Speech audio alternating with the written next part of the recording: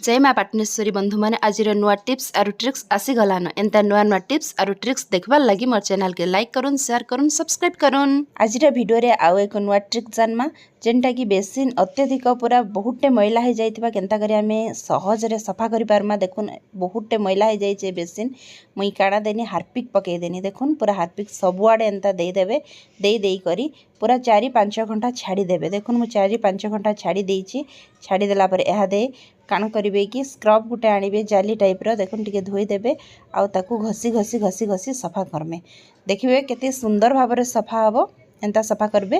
देखुन घसी घसी घसी घसी सबु आडे पूरा सफा कर देबे। जेन बेसिन अत्यधिक मैला हो जाइथिबो एंता हार्पिक देबे। देखिबे सहज रे पूरा इजीले सफा हो जिवो। केते सुंदर भाबरे देखुन सफा हो जाउची एंता का सफा करमे। केनता लागिला आज रे ट्रिक देखुन केनते चकाचक हो जाइछि मोर बेसिन। यदि भल लागिला निश्चय वीडियो को लाइक करिवे शेयर करिवे सब्सक्राइब करिवे।